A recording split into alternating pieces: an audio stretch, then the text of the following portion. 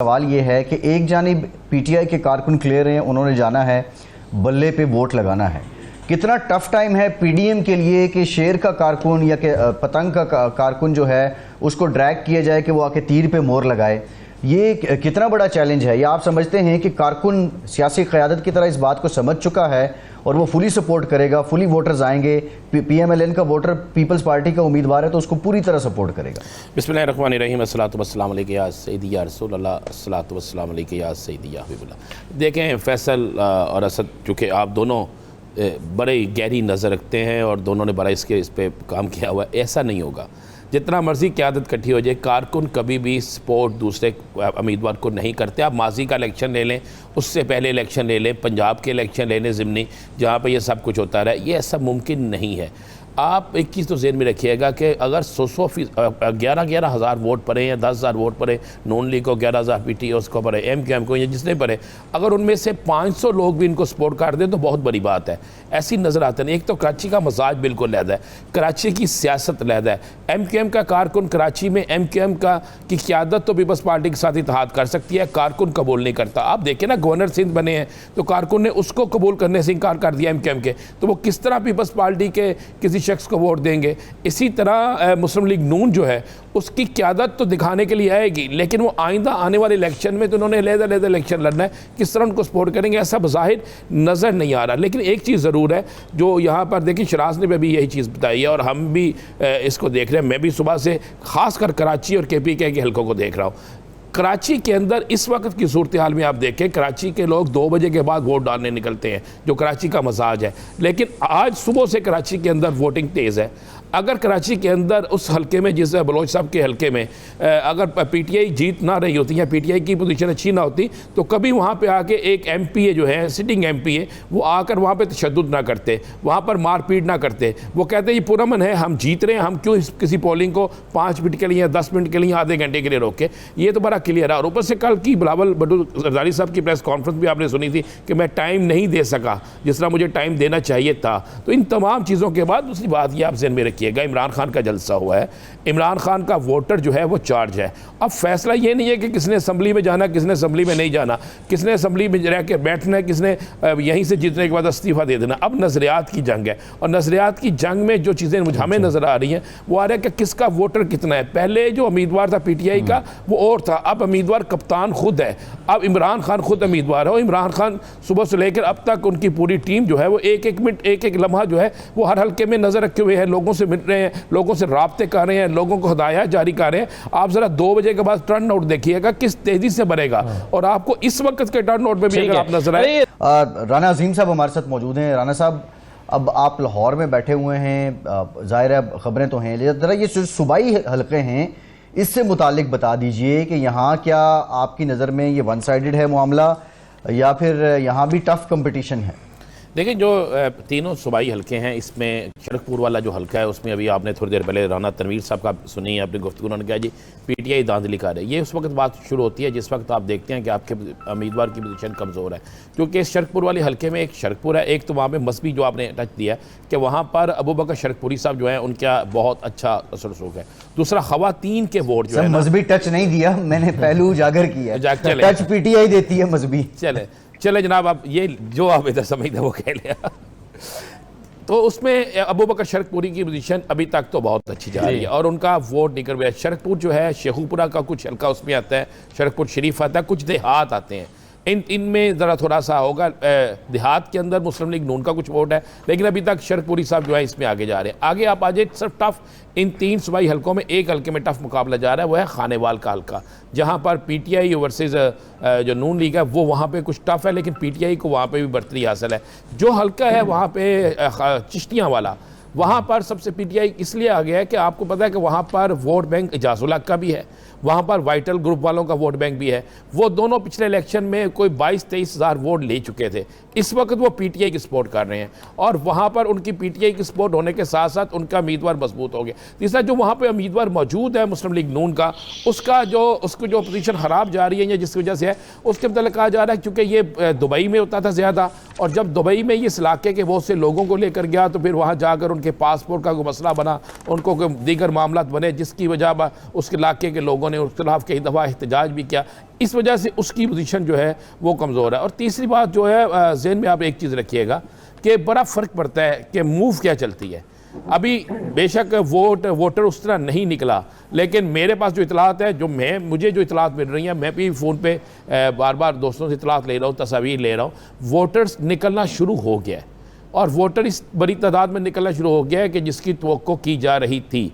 हम जो पहले वाला इलेक्शन था पंजाब का ज़िमनी, उसकी सूरत हाल और इसकी सूरत हाल इसलिए थोड़ी सी तब्दील है। अब इसको भी ज़हन में रखिएगा कि ये इलेक्शन 2 दफ़ा मुलतवी हो चुके हैं और ये तीसरी दफ़ा भी मुलतवी हो रहे थे और किसी को यकीन नहीं था कि ये इलेक्शन होंगे।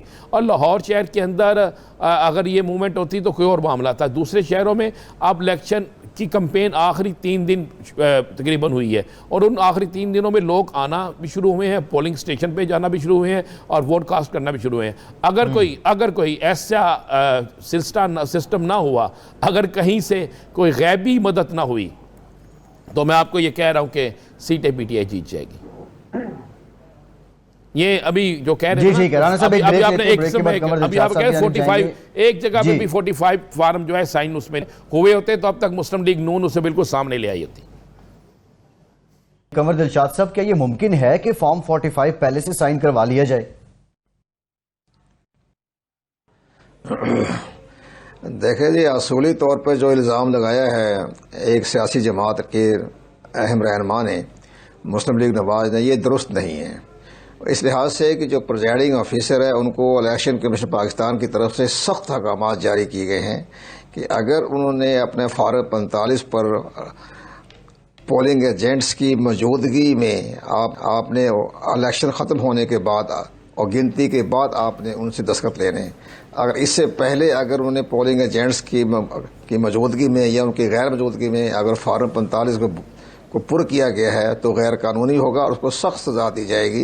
और जैसे कि डस्का के इलेक्शन में जो 22 प्रिजाइडिंग ऑफिसरों को उन्होंने इबरत का निशाना बना दिया, वो अभी तक मुकदमात भुगत रहे हैं, पुलिस की इंक्वायरी हो रही है और दीगर इंक्वायरी हो रही है, महकमाना इंक्वायरी हो रही है। तो प्रिजाइडिंग ऑफिसरों पर बड़ा खौफ है, तो वो इस तरह की ये नहीं करे। हम भी चाहते हैं कैसे मुमकिन नजर आता सर कि शीजा मनसब का जो पोलिंग एजेंट है वहां पर वो मौजूद है अगर, और वो इतना सादा नहीं हो सकता, उनको इलेक्शन लड़ने का वसी तजुर्बा मौजूद है कि वो प्रिजाइडिंग ऑफिसर उनको कहे कि साइन कर दो और वो साइन कर दे।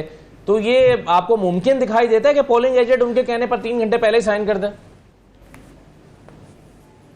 पोलिंग एजेंट को उसी चाहिए, इलेक्शन कमीशन ने अपना व्हाट्सएप नंबर दिया हुआ है कि अगर प्रिजाइडिंग ऑफिसर को गैर कानूनी काम के लिए उसको जोर दे या दबाव डाले तो इमीडिएटली इलेक्शन कमीशन पाकिस्तान को व्हाट्सएप के जरिए इतला दे दें इस्लामाबाद में, लाहौर में।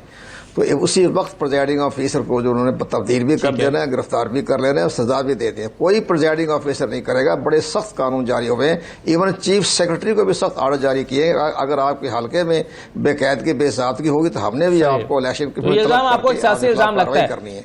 तो ये बिल्कुल सही, ये सब सियासी बिल्कुल सही है, बिल्कुल सही है। एक चीज मैं सर भाई साहब आपसे जानना चाह रहा हूँ कि 2017 जुलाई का जो इलेक्शन था उसमें जब हमारे पास रिजल्ट्स हमारे सामने आए थे 17 जुलाई के इलेक्शन में, तो हमने जब उसको एनालाइज किया तो हमें पता चला था कि जो 25-30 हज़ार वोटों का फर्क है ये इमरान खान के बयानिए की वजह से ऐड हुआ। अदरवाइज ग्राउंड पर हमें वो हल्के जो बहुत टफ लग रहे थे, 50-50 लग रहे थे, जोड़ तोड़, बरादरियां, वोट बैंक, इन सब चीजों को मिलाकर जहां हम इस नतीजे पर थे कि यहां पर बड़ा सख्त मुकाबला होगा और कोई एक उम्मीदवार 2000 वोटों से जीत जाएगा, वहां पर पीटीआई 25-25 हज़ार के फर्क से जीती थी। ऐसी कई सीटें मौजूद हैं। तो मेरा सवाल आपसे यह है कि आज आप इमरान खान के बयानिए के वोट का रोल कितना देखते हैं, ये जो मौजूदा टर्न आउट है इसको देखते हुए और मौजूदा हालात को देखते हुए और उस वक्त के हालात को देखते हुए? देखिए, जुलाई में जो सूरत हाल थी और आज जो सूरत हाल है उसमें कोई किसी भी हवाले से जो है उनके बयानिए में कमी नहीं आई। उनका जो बयानिया जुलाई में थे वो ज़्यादा स्ट्रेंथन हुआ है, उसकी फॉलोइंग भी बड़ी है। और क्योंकि जो बाई इलेक्शन में उनकी फतह हुई और जो कि 13 पार्टियों का जॉइंट वोट बैंक 2018 में था वो 11 लाख से गिरकर 9 लाख रह गया, तो जाहिर है उसका भी एक पॉजिटिव असर खान साहब के बयानिया के ऊपर हुआ होगा यकीनन। और तकरीबन कुछ हल्के वैसे ही हैं, जैसे मुल्तान में है तो उस वक्त जो है मुजफ्फरगढ़ में इलेक्शन थे और शेखुपुरा में थे, अभी ननकाना साहब और फैसलाबाद में है।